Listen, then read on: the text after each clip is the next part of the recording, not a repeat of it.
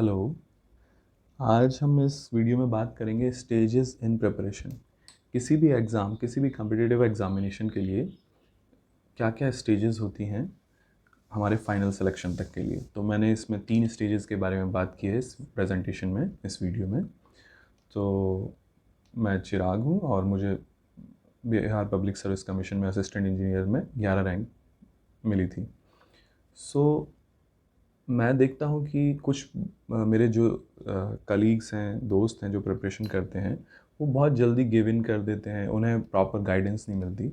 तो इसमें मैं आपको थोड़े बातें बताऊंगा जो कि आपके लिए बेनिफिशियल होंगी प्रिपरेशन के लिए।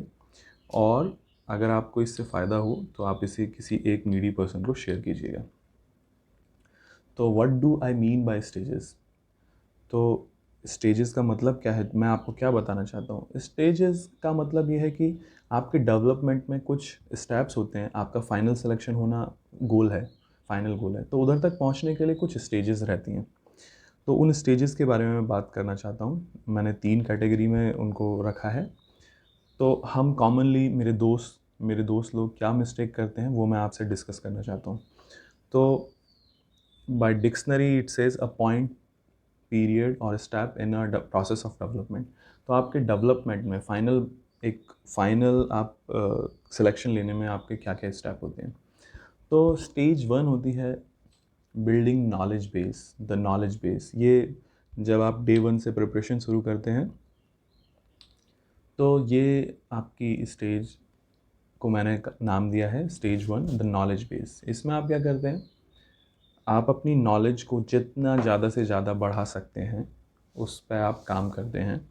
तो आपको ये नॉलेज कैसे बढ़ानी होती है, तो आपको राइट सोर्स, अगर राइट सोर्स का मतलब यहाँ पे क्या कहने का मतलब है कि आप ऐसी जगह से नॉलेज लें, ऐसी जगह से पढ़ें जहाँ पे पास हिस्ट्री अच्छी हो, जिससे कि लोगों का सिलेक्शन होता हो।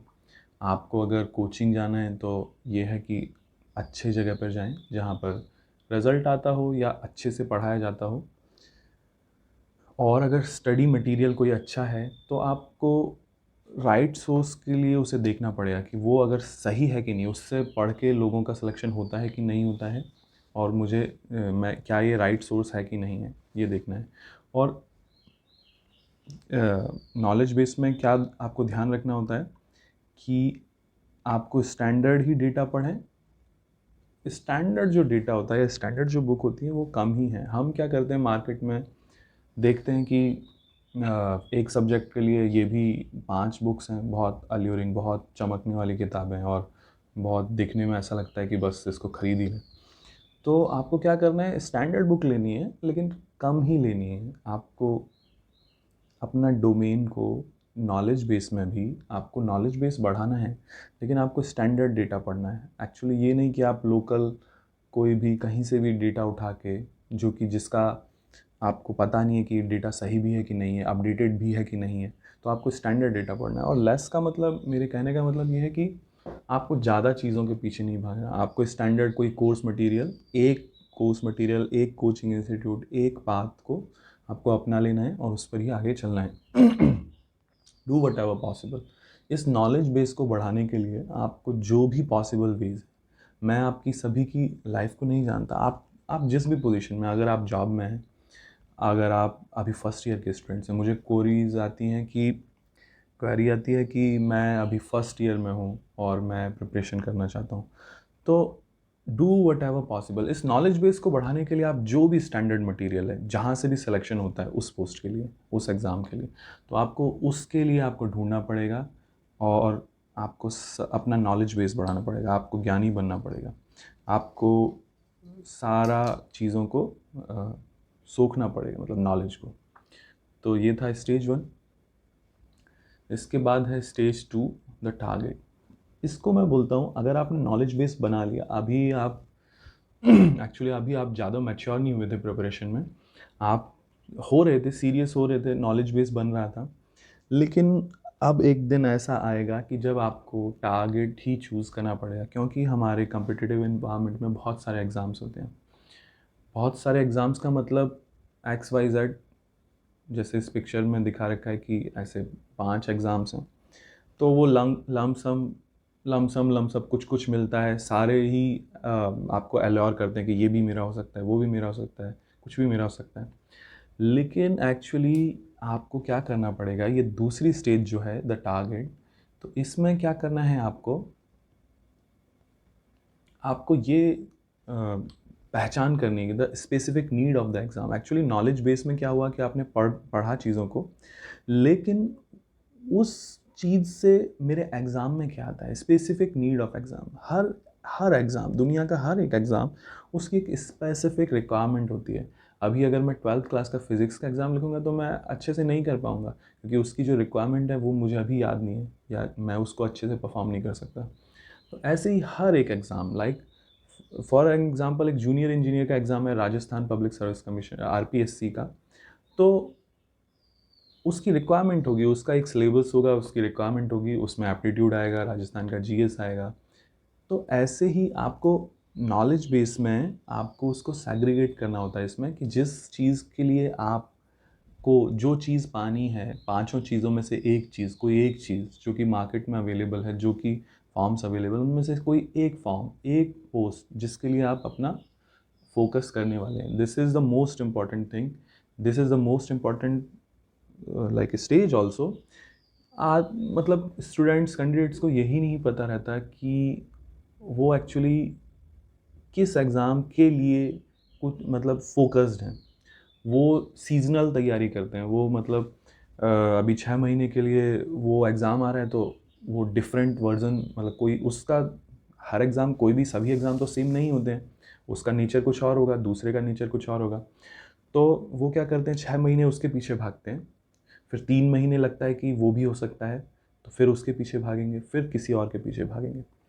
तो actually specific need of examination को पहचानना है, और आपको सेलेक्ट करना पड़ेगा, आपको बिल्कुल अभी सेलेक्ट करना पड़ेगा इस स्टेज में कि मुझे किस दिशा में जाना है, कौन सी पोस्ट, जूनियर इंजीनियर क्या मेरे लिए बहुत छोटी पोस्ट है, असिस्टेंट इंजीनियर के लिए प्रिपेयर करना चाहिए, असिस्टेंट इंजीनियर क्या बहुत ज़्यादा कंपटीशन है जो कि फिजिबल नहीं हो पा रहा है मेरे साथ समय के कारण, तो मुझे कौन सा एग्ज़ाम चूज़ करना है।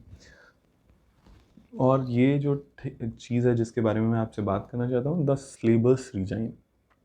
जब आपने टारगेट फिक्स कर लिया, मान लीजिए 31 नंबर जो ये इसमें फ़ोटो में दिखा रहा है, 31 नंबर आपने टारगेट कर लिया, तो सिलेबस डिजाइन क्या कहता है, आप उसका सिलेबस डेली देखें। जैसे कि मेरी टॉपर्स की जिन्हें मैं जानता हूँ, या मेरा मेरा अपना एक्सपीरियंस है कि मैं अपनी लाइब्रेरी टेबल या पढ़ने के जगह पर अपना सिलेबस चिपका लेता था, या सिलेबस की एक प्रिंट, 2-3 प्रिंट निकाल के रखता था, और उसको जब भी सुबह काम पे आया, मतलब पढ़ना शुरू करना है, लाइब्रेरी आए हैं, तो सबसे पहला काम यही करता था कि ओहो, आज क्या करना है, आज कहाँ कहाँ तक क्या काम होगा, और सिलेबस कैसा है, सिलेबस में क्या क्या है, अपडेट तो नहीं हुआ कुछ, मतलब जैसे कि मैं किसी एग्ज़ाम के लिए हैं, वो बिल्कुल रिसेंट अपडेटेड मेरे पास प्रिंट होना चाहिए। सिलेबस डिज़ाइन का मतलब आपको सब चीज़ उसमें से कवर करनी है। जैसे कि फॉर एन एग्ज़ाम्पल, अगर राजस्थान में कोई जीके आ रही है, राजस्थान की लोकल, तो आप बाद में एक्सक्यूज़ मत दीजिएगा जब सिलेक्शन ना हो कि अरे उसमें तो राजस्थान का जीके था, इस वजह से मेरा 2 मार्क्स से रह गया। आपको पहले ही द टारगेट, जब आपने टारगेट फिक्स किया, आपको तभी आपको आपके सारे जो अदर टारगेट्स हैं वो आपको हटाने पड़ेंगे, और जो सिलेबस है जिसके लिए आप फोकस कर रहे हैं वो आपको उस पर ही काम करना पड़ेगा। मोनोमोनाइक फोकस का क्या होता है, आपको किन्हीं चीज़ों पर बहुत ज़्यादा फोकस करना होता है। आपके कुछ वीक पॉइंट्स हैं, और कोई एग्ज़ाम है या कोई चीज़ है, उस पे आपको मोनोमोनाइक का मतलब दिन बहुत सिमिलर जैसा लगेगा। आप डेली आते हैं, सेम सिलेबस देखते हैं, और सेम टाइप का क्वेश्चन, सेम टाइप का एनवायरनमेंट की टेक्निकल ही पढ़े ही जा रहे हैं, पढ़े ही जा रहे हैं, पढ़े ही जा रहे हैं, डेटा डेटा डेटा डेटा। अब लेकिन आपको यहाँ पे आपकी मैच्योरिटी एंड टफनेस देखी जाती है कि आपको, क्योंकि क्या होता है कि अगर आपको बोरियत होने लगेगी तो आप क्या करेंगे, आप छोड़ो यार, ये एग्ज़ाम मेरे से नहीं हो पाएगा, ये थोड़ा ज़्यादा लेवल का है, अब मैं थोड़ा कुछ हल्का वाला देख लेता हूँ, या कुछ और पढ़ लेता हूँ। जीके मेरे पेपर में नहीं आ रही है वैसे, लेकिन मूड मूड रिलैक्स करने के लिए जीके भी पढ़ लेता हूँ। क्योंकि दूसरे तीसरे एग्ज़ाम में आएगी। तो आपको उन सब ईज़ी ट्रैप्स में नहीं जाना है, ईज़िली गिव इन नहीं कर देना है। आपको मोनोमोनाइक फ़ोकस का मतलब होता है आप घूम के आइए, चाय पी के आइए, घूम के आइए, दोस्त से बात कीजिए, लेकिन आप क्या कीजिए, उसी सिलेबस को बार-बार, उसी सिलेबस के राउंड पे घूमिए। Ambiguity in question, the target का फ़ायदा ये होता है कि हमारे इंडिया में क्या होता है एग्ज़ाम्स में कभी-कभी एम्बिग्यूटी इन क्वेश्चन हो जाती है, मतलब वो उसकी भावनाओं को समझना पड़ता है, क्वेश्चन की भावनाओं को। तो अगर आपने उसी एग्ज़ाम के प्रीवियस ईयर क्वेश्चंस को बहुत अच्छे से याद किया हुआ है, बहुत उसको उसके जो एग्ज़ामिनर सेट करने वाले हैं, उनका मन समझा हुआ होता है, उनकी भावनाओं को समझा हुआ होता है, क्योंकि वो लास्ट 10-20 साल से किसी एक एक पैटर्न से, एक ही मन से क्वेश्चन पूछे गए हुए होते हैं। अगर आप सही फिक्स कर लेते हो, तो आपको क्या होता है, आप जब रिपीटेडली कोई काम अच्छे से करते हो तो आपको उसका मन समझ में आता है कि ओ, ये क्वेश्चन इसने ऐसा बोला, लेकिन एक्चुअली ये वही पूछ रहा है जो इसने शायद मिसअंडरस्टैंडिंग वाला बात हो गई। ऐसा एसएससी के एग्ज़ाम्स में होता है, इंजीनियरिंग सर्विसेज में होता है। तो आपको समझना पड़ता है कि क्या है, वो समझ कैसे आएगी। अब लड़का जो होगा, स्टूडेंट जो होगा, वो तो उस क्वेश्चन में अगर भावना को नहीं समझा तो वो दूसरा क्वेश्चन करके, मतलब दूसरा लगा के आएगा या छोड़ देगा। तो आपको यही मोनोमोनाइक फोकस का फ़ायदा है कि आप किसी एग्ज़ाम के पीछे पड़ जाते हैं और उसकी हिस्ट्री, बायोलॉजी सब को ऐसे प्रिपेयर करते हैं कि वो कुछ भी पूछे, या आप इतने मैच्योर हो जाएं उस एग्ज़ाम के लिए कि आपको पता रहे कि वो एग्ज़ाम में क्या पूछेगा। मैं इस बात को दोहराने के लिए, या मेरे पॉइंट को ये वर्ड्स बहुत अच्छे से बताते हैं, और ये स्टीव जॉब का कोट है कि people think focus means saying yes to things you got to focus on. मतलब लोग कहते हैं कि फोकस का मतलब यह है कि फोकस करो जो चीज़ आपको दी गई है, 31 नंबर को फोकस किया हुआ है, आप उस पर फोकस करो। लेकिन actually but that's not what it means at all. But ऐसा बिल्कुल भी नहीं है, एक्चुअली ये बिल्कुल ही गलत आप समझ गए। It means saying no to the 100 other good ideas that there are, you have to pick carefully. वो कहता है कि फोकस का मतलब ये नहीं था कि आप अपनी चीज़ पर फोकस करें। फोकस का असली मीनिंग ये था कि उसके अलावा जितने मेरे पास अपॉर्चुनिटीज़ आ रही हैं, आप उनको भी ना कह दें। आपको उनको ना कहना पड़ेगा, क्योंकि आप किसी एक कमिटमेंट पर डट गए हैं। जैसे कि स्वामी विवेकानंद का एक कोट है कि मतलब फ़िलॉसफ़ी की कमी नहीं है, मतलब if you want to reach God, philosophy like world is full of the library is full of the books और द फ़िलॉसफ़ी और the ways, but there is need of the like will, determination. कहता है कि एक book ही भगवान तक पहुंचने के लिए सफिशिएंट है, but nobody has the determination to follow that path. किसी सिंगल पाथ पर आदमी जो है वो चलना ही नहीं चाहता। कहता है अरे यार वो बड़ा एल्योरिंग लग रहा है, तो फिर थोड़ा थोड़ा इस पर चलते हैं। जब थोड़ा टफ होने लगता है तो नहीं नहीं नहीं, ये शायद सही पाथ नहीं है, थोड़ा उधर चलते हैं। तो स्टीव जॉब्स ये बात कह रहे हैं। तो फिर आगे आते हैं, यही भाई, only a monomaniac gets anything done. ऐसा आदमी जो कि किसी एक काम के लिए लग जाए, ठान ले, तो वो अल्बर्ट आइंस्टीन कहते हैं कि वही शायद काम कर पाता है, मतलब वही रिजल्ट ला पाता है। स्टेज 3 है द स्किल्स। ये मेरे दोस्तों की बहुत बड़ी प्रॉब्लम है। वो नॉलेज बेस उसका, मेरे दोस्त का, सबसे क्लोज दोस्त का, अंकुश और दीपांकर, ये इनका क्या है कि नॉलेज बेस बहुत स्ट्रांग है, नॉलेज अच्छा है। फिर उसके बाद इन्होंने टारगेट में थोड़ा अच्छा नहीं किया, लेकिन तब भी टारगेट भी फिक्स है कि अच्छा हाँ उस टाइप का ही एग्ज़ाम करना है, और करेंगे ही करेंगे। फिर लेकिन थर्ड जो हर्डल है अपने मंजिल तक पहुंचने में, आता है द स्किल्स। ये क्या चीज़ है कि आप पेपर में आपको नॉलेज है और आपने फोकस भी किया एग्ज़ाम पर, लेकिन अब लास्ट स्टेप में आके आप गड़बड़ कर देते हैं। जैसे कि पेपर में से एक रात पहले एंग्शियस होके ऐसा लगा यार वो टॉपिक तो यार छूट गया और वही तो सबसे इम्पोर्टेंट था, और सोए नहीं। लास्ट नाइट 2 घंटे सोए या 3 घंटे सोए, डिहाइड्रेटेड होके पहुंच जाते हैं एग्ज़ाम सेंटर। तो उससे क्या होगा कि पेपर में मतलब रिव्यू फिर आता है, मतलब रिव्यू होगा कि एक्चुअली मेरे से वो हो गया, इस वजह से मैं मेरा एक दो ऊपर नीचे हो गया। तो ये एक स्किल है, आपको एग्ज़ाम लिखना और फाइनली सक्सीड होने का ये स्किल है। This is the stage 3, this is the final movement जिससे आपका सिलेक्शन होगा, जिसके बाद आपका सिलेक्शन होगा। ये लर्निंग है, द लास्ट लर्निंग। तो इसमें इस चीज़ को कैसे इम्प्रूव किया जाता है, जो द स्किल्स है इसको कैसे लाया जा सकता है, कैसे लाया जाता है, ये स्टेज क्या है। तो इसमें क्या है कि जो भी आपका फाइनल डे होने वाला है उसको पहले से ही सिमुलेट करके, उसको पहले ही उसके बारे में सोच के उसको उसकी प्रिपरेशन कर लो। जैसे कि टेस्ट सीरीज़, जैसे इस फिगर इसमें पिक्चर में दिखाया हुआ है। आप this last stage consent test series, आपको आता सब कुछ है, आपका नॉलेज बेस बहुत अच्छा है और आपको पता है, आपको वही गेट एग्ज़ाम या जो भी आपको आपका पर्टिकुलर जेई एई एग्ज़ाम था, आप उसकी प्रिपरेशन कर रहे थे। अब आपका क्या है कि आपको टेस्ट सीरीज़ लास्ट स्टेज है। टेस्ट सीरीज़ आपको क्या बताएगी, आपको बड़ी डिसहार्टनिंग, ये जो फेज़ है ये बड़ा डिसहार्टनिंग रहता है, इसमें दिल नहीं लगता है, इसमें एकदम हार्ट ट्रेंचिंग, मतलब बहुत दुख होता है कि यार हमारा नॉलेज अच्छा है ये है, लेकिन मार्क्स क्यों नहीं आ रहे। ये सबसे टफ है, सबसे पेनफुल प्रोसेस है द स्किल्स। इसमें क्या है कि आपको टेस्ट सीरीज़ देने के बाद ही आपका फाइनल सिलेक्शन होगा। आपको टेस्ट सीरीज़ वाले इससे निकलना पड़ेगा, एक बहुत अच्छा कैंडिडेट, बहुत सक्सेसफुल अच्छी रैंक के लिए आपको इस फेज़ से भी निकलना है। तो इसमें टेस्ट सीरीज़ का क्या महत्व है। टेस्ट सीरीज़ से क्या होगा कि आपको पेपर में की जो एंग्जाइटी होती है, पेपर से पहले, बाद, बीच में जो एंग्जाइटी होती है उसको आप कम कर लेते हैं, उसे आप ऑप्टिमाइज़ कर लेते हैं। और जैसे कि क्या होता है कि ओएमआर शीट पर एग्ज़ाम होने वाला है, लेकिन दोस्त लोग क्या बोलते हैं करते हैं कि सब कुछ फाइनल प्रिपरेशन भी कर रहे हैं, क्वेश्चन पेपर में ही मार्क करके घर पे सारी प्रिपरेशन करके गए हैं, बट वहाँ पे आपको ओएमआर शीट पे करना है।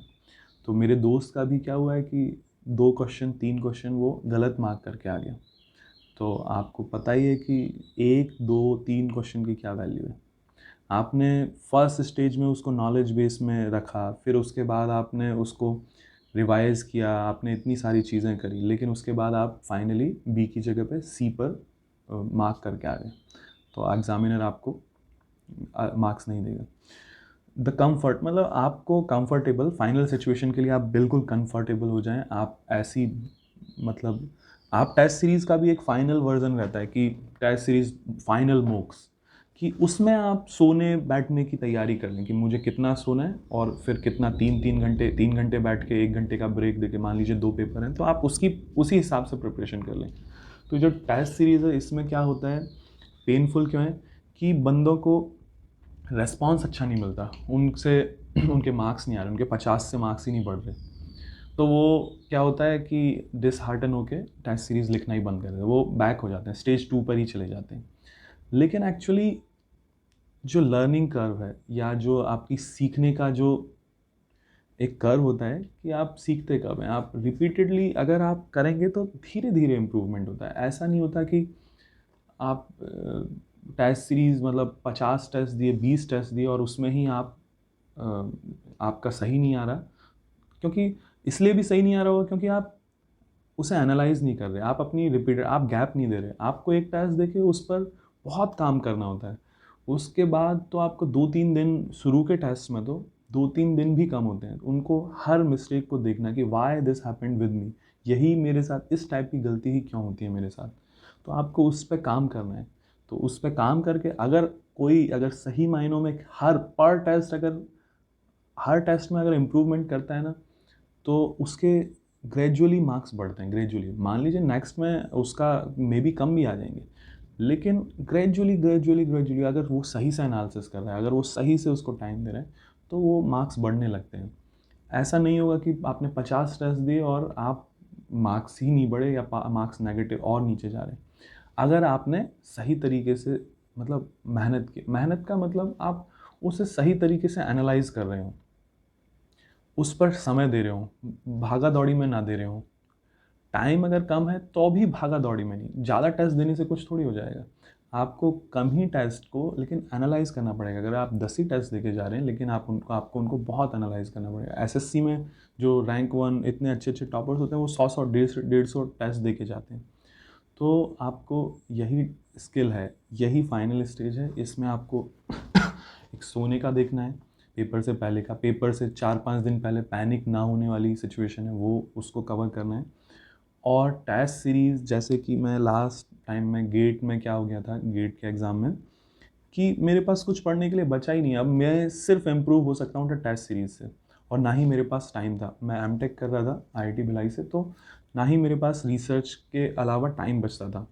तो जो टेस्ट सीरीज़ है बस वही मुझे इम्प्रूवमेंट दे सकती थी। तो मेरा इम्प्रूव हुआ भी स्कोर, जिस स्कोर से मैं एमटेक में गया था उससे और इम्प्रूव हो गया, without studying, only by polishing my this stage, इसी को पॉलिश करके। तो यही सब बातें हैं।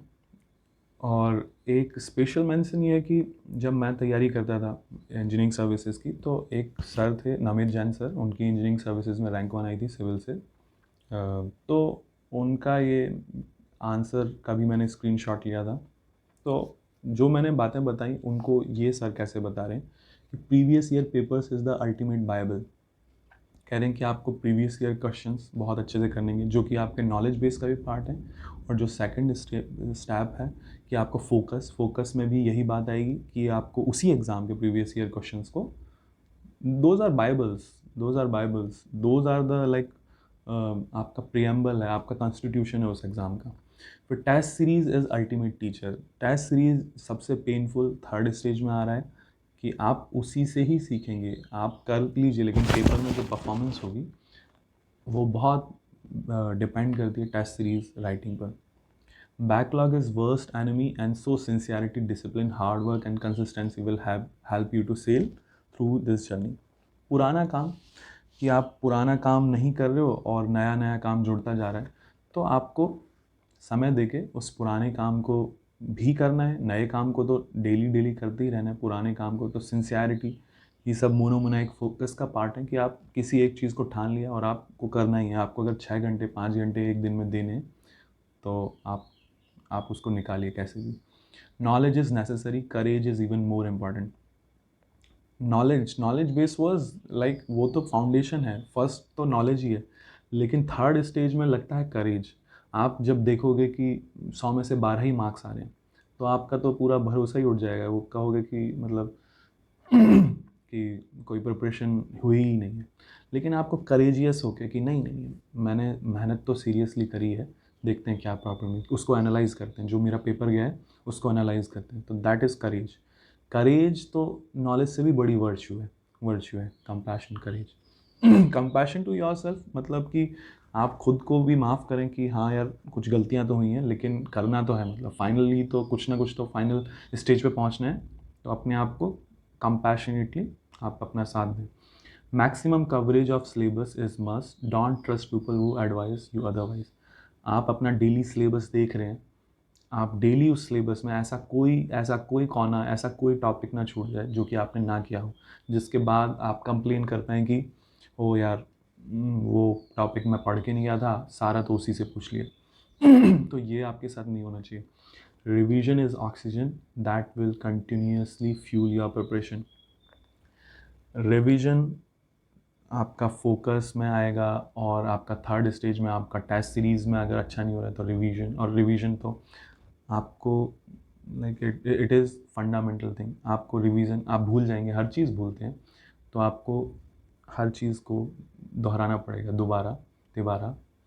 तो फिर लिखा है, although you ask me 5 tips I feel the last one can not be ignored. Revision से ही रिवीजन तो प्रिपरेशन का बेस है। मतलब विदाउट रिवीजन ह्यूमन माइंड कैसे उसको ग्रास्प रखेगा। आपको उसको बार बार, नॉलेज बेस जब आपका बन रहा होगा तब आपको डेली रिवीजन करना पड़ेगा। कभी भी रिवीजन, रिपीटेड रिवीजन्स करेंगे नॉलेज बढ़ाने के लिए। उसके बाद फोकस टारगेट में रिवीजन चलेगा आपके प्रीवियस ईयर क्वेश्चन का और आपके सिलेबस के इर्द गिर्द की चीज़ों का। उसके बाद रिवीजन, आपकी जो टेस्ट सीरीज़ की मिस्टेक्स हैं, आपके finals are the painful process, तो इसमें आपको करना पड़ेगा। So thank you. और अगर आपको इससे कोई बेनिफिट हुआ हो, आप इसको एक नीडी पर्सन को शेयर कीजिएगा, और I will try to make more videos. Thank you.